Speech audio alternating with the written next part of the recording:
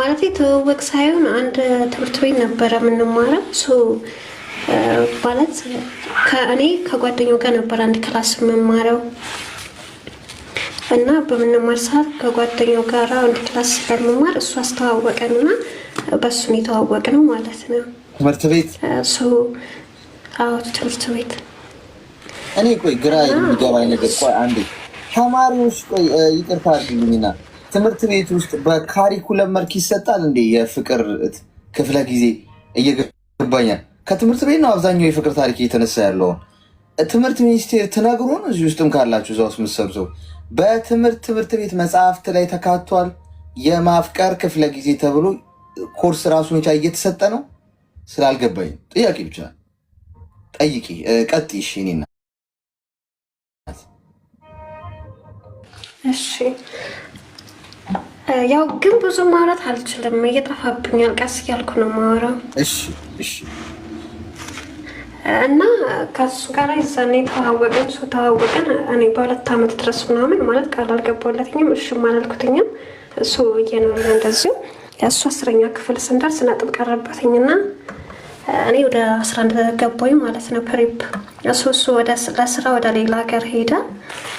እኔ እዛ ትምህርቴን ቀጠልኩኝ እና 4 ዓመት ምናምን ያክል ቃል አልገባለትኝም ነበረ ማለት ነው። ማለት ዝም ብለን ኖርማሊ ነው የምናወራው። እና እኔ ትምህርቴን ጨረስኩኝና ወደ ግቢ ልገባ ስል ያው ዩኒቨርሲቲ ላይ ሲባል ትንሽ ይፈራሉና እሱ ቃል ግቢልኝ ምናምን አለኝና ገባሁለትኝ። እሱ እዛ ሄድኩኝ። እዛ የተማርኩኝ ያለው ትንሽ ረብሽ ምናምን ነበረ። ወጣሁኝና ከዛ ተመልሼ ፋሚሊ ጋር መጣሁኝ ማለት ነው። 6 ወር እንደተማርኩኝ ትምህርቴን እና አብረን ነበርን። በዛ መሀል በመሀል የሆነ ግጭት ተፈጠረና ተጣላን ማለት ነው። ከዛ እንደመጣሁኝ እኔ ተጣላና 3 ወር ምናምን ተኳረፍን። በቃ እኔም ወደ ትምህርት መመለስ ስላልቻልኩኝ ፓስፖርት አወጣሁኝና ፓስፖርት ጀምሬ ወደዚህ ለመምጣት ማለት ነው። በዛ መሀል እኔ እና እሱ ተጣልተናል። ከዛን ፓስፖርት ይመጣልኝ፣ ያው ቪዛ መጣልኝ። በዛ መሀል እሱ በእኔ ሊሄድ እንደሰማ ታረቅም ማለት ነው። በመሀል መጥቶ ያው ይቅርታ ጠይቆኝ በተጣላንበት ነገር ታርቀን አብረን ቀጠለን። እኔም ወደዚህ መጣሁኝ። እውነትም ኖርማሊ ደህና እናወራለን። በቃ ማለት ገንዘብ ምናምን አይጠይቀኝም። ኖርማሊ በቃ ፍቅር ብቻ ነው የምናወራው። ሰላም እንባባላለን ምናምን ያስብልኛል እና እንኖራለን በቃ እንደማንኛውም ሰው። እና ከዛሬ 2 ዓመት ምናምን ተመልሼ ሄድኩኝ ማለት ነው። የዛሬ 3 ዓመት አካባቢ ማለት የዛኔ ባለ እንትን እኮ ነው እያልኩ ያለው። አሁን ላይ ምናምን እንኳን ሊያስብልኝ ሞቴን ነው የሚፈልገው። እና ከዛሬ 3 ዓመት በፊት ሄድኩኝ ኢትዮጵያ። ሲሄድ ተገናኝተን ምናምን በቃ ያለውን ነገር አውርተን ጨርሰን ያው ኢትዮጵያ ላይ ያለው ኑሮ ደካማ ስለሆነ እኔ መኖር ስላልፈለኩ ተመልሼ መጣሁ ማለት ነው ወደዚህ። ስመጣ እንዳደርግለት ጠይቀኝ፣ ብዙ ነገር ጠይቀኝ። መንጃ ፈቃድ አስተምሪኛለኝ። መንጃ ፈቃድ አስተማርኩኝ። ያለውን ነገር አደረግኩኝ በአቅሜ ማለት ነው። መንጃ ፈቃድ አንቺ ነሽ ያወጣሽለት? መንጃ ፈቃድ ብዙ ነገር የቤት ዕቃ ምናምን ሙሉ ግዥ ምናምን አለኝ። እሱን አደረግኩኝ እና ከዛ ወዲህ በቃ የሆነ ባህሪ የተቀያየረብኝ ምናምን መጣ። እኔ እና እሱ ማለት እንግዲህ ያው እንደምታስበው 2008 ማለት 10 ምናምን ዓመታችን ነው ማለት ነው። እና ብዙ ነገር ካደረግኩትኝ በኋላ የባህሪ እየተቀየረ መጣ ምናምን። አያወራኝም። ያ በየቀኑ ቴክስት የሚመልስልኝ ሰው ጭራሽ ሊያወራኝ ራሱ ፍላጎት ፈቃደኛ አይደለም። በቃ ምን ብዬ ልንገርህ ማለት ነው። በጣም እኔም ስሜታዊ እየሆንኩ ስሄድ ምናምን እሱም ካልደወልን አልደውልም እያልኩ በዛ መሀል እኔ እና እሱ መራራቅ መጣ ማለት ነው። እና በስተመጨረሻ በቃ ብሎክ አደረገኝ። እሱ ብሎክ ሲያደርገኝ እሱም ብሎክ ካደረገኝ ብዬ እኔም ብሎክ አደረግኩት ማለት ነው ከሁሉም። እሱ ዋትስአፕ ላይ ነበር ብሎክ ያደረገኝ፣ እኔ ደግሞ ሁሉም ላይ ኢሞ ላይ መጥቼ ቴሌግራም ላይ ሁሉም ላይ ብሎክ አደረግኩት ማለት ነው። ከዛም በዛ መሀል በቃ እኔ በጣም ታጎጃው። በቃ ማለት እንዴት ብዬ ልንገርህ፣ ከባድ ነው ስደት ላይ። ሀታ እኔ በግሉኮስ ነበር የምተነፍሰው ማለት ነው። ማለት ይሄን የምለው አይደለም፣ ለእኔ ከባድ ነበረ ጊዜያቶቹ። እና አሁን ድረስ እኔ እና 6 ወር ምናምን 7 ወር አካባቢ ሆኖናል። ሌላ ሰው በውስጥ ሊያገባ ነው ምናምን ብለው ይጽፉልኛል። ግን አይኑን እኔ እያሳለፍኩ ያለሁትን ጊዜ በመዳን ቤት እኔና ፈጣሪ ነው የምናውቀውና ስለ ትንሽ ምክር እንድትሰጡኝ ስለምፈልግ ብቻ ነው። ለእኔ ከባድ ነው ሁሉም ነገር እና ይህ ነው ታሪኬ ባጭሩ። ምንድን ነው የቤት ዕቃ ያሟላሽው? ሙሉ የቤት ዕቃ ነው።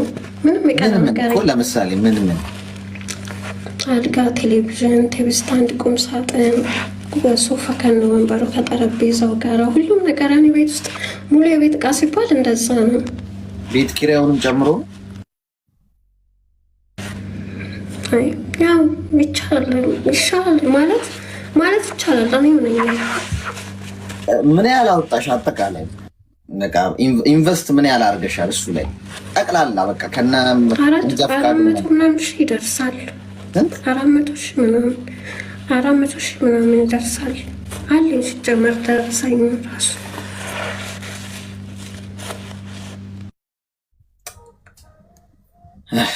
እኔ በዚህን ሰዓት ያው ገንዘቡ ሳይሆን ማለት እንዴት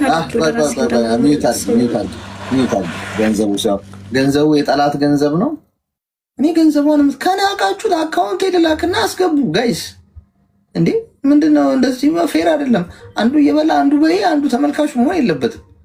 እንላክ እንዴ? አዎ ላክ በሉኝ ጎበዝ። እኔ እዚህ በጠረቃለሁ ቀኑ ሙሉ እዚህ ተዘብዝፌ 1700 ምናምን ቁጭ ብሎ አዳሜ እዚህ ወይ ኢሞጂ እያላከ እየሳቀ ከዚህ ከወጣ በኋላ አሪፍ ገንዘብ ነው የሚሰራው። ቤት ዕቃ ምናምን ይሟላለታል። ምንድን ነው የሚያለፋኝ ነው የኔ ጥያቄው። እኔ ምንድን ነው የሚያለፋኝ?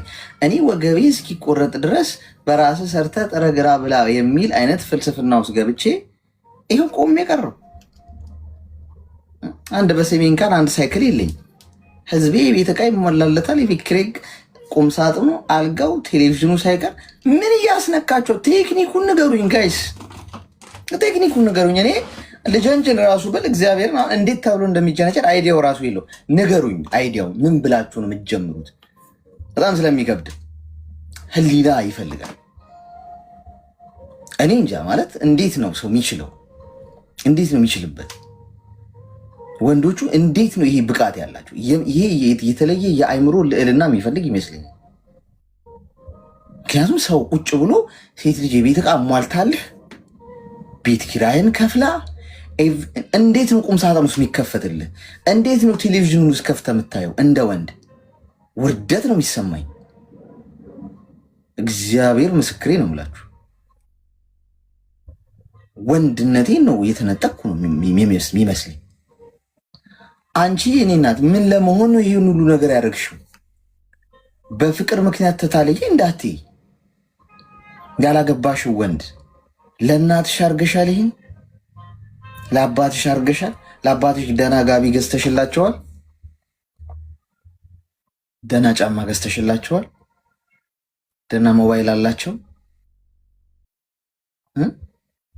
እንደው የታክሲስ ምናምን ትጫቸዋለሽ። ወንዱ ምን ያደርግልኛል ብለሽ ነው? ልባችሁ ማን ነው? አንድ ሴት ገብታ ባለፈው ሴቶች ልባችን እንደ ጡታችን የተንጠለጠለ ነው ምናምን ስትል የሰማሁት መሰለኝ። እውነት ከሆነ ንገር፣ አረጋግጡልን። ቀልድ አይደለም። ምስቁ ሰዎች አያስቅም፣ ያሳዝናል እንጂ ምን አይነት የአለማስተዋል መላሸቅ እንደሆነ ነው የምታዩት። በዚህ መጠን እንዴት ትታለያለሽ? እናት ነገ ትዳር ይሆነኛል ብለሽ በዛሬ ጊዜ በጣም እኮ ይሄ እኮ ጭንቅላትሽ ውስጥ እኮ ማለት እንዴት ነው? በጣም ከአይምሮ በላይ ስለሆነ ሊያገባ ነው። አዎ የቤት ዕቃ ሟልተሽለት ሚስትን የቀረው እኮ በቃ ምን ይፈልጋል? እናቱ ነው እኮ የምትመስይው። አሁን አንቺ እናቱ ነው። ሚስቱ እንደ ሚስቱ አያይሽም። እናቱ ሚስት ፍለጋ ይሄዳል። አንቺ በገዛሽለት እቃዎች፣ አንቺ በገዛሽለት አልጋ በጣም ማዝነው። እግዚአብሔር ለምን እየፈረድኩብሽ አይደለም። ባይዙ የአንቺ ህይወት ኦልሬዲ ሆኗል። በገዛ እጅሽ ነው ያደረግሽው። አሁን እንግዲህ ሰው በነቃ ሰዓት ከሮጠ መድረስ ይችላል በሚለው አካሄድ ራስሽን ሰብሰብ አድርጊ፣ ጠንካራ ሁኚ። ከዚህ በኋላ ትምህርት ይሆንሽ። አንዳንዴ ከባድ ውድቀት ውስጥ ስንወድቅ ትልቅ ትምህርት ልናገኝ ይሆናል። ተመልሶ ይመጣል ይሄ ወንድ። አንቺ ወደፊት መቀጠልሽ አይቀርም። ተገፍተሽ ነው፣ ተታለሽ ነው፣ ተዋሽተሽ ነው። ይቀናሻል ማለት አንቺ በህይወትሽ ነገር ስኬታማ ነገር ነው የሚገጥምሽ። ምክንያቱም በድለሽ አይደለም እየሄድሽ ያለሽው። እሱ ደግሞ በአንቺ ገንዘብ ያንን በማድረጉ ነገ አይጠቅመውም። እመኚ። ምናልባት በአንድ እንትን በእሳት ምናምን ተነስቶ ሊወድም ይችላል እቃው። የኛ ያልሆነ በሰዎች ድካም ላይ ያመጣ ነው ነገር ወይም ሰውን ገፍተን ያመጣ ነው ነገር እመኚ አንዘልቅበት።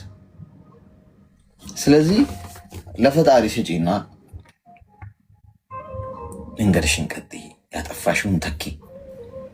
400 ሺህ ብርሽን እስክትተኪ ድረስ ይሄ ልብስ ቢያምርሽ ላትገዢ፣ ጫማ ቢያምርሽ፣ መዘነጥ ቢያምርሽ፣ መዝናናት ቢያምርሽ ላታደርጊ፣ ራስሽን ካሹ በዚህ መንገድ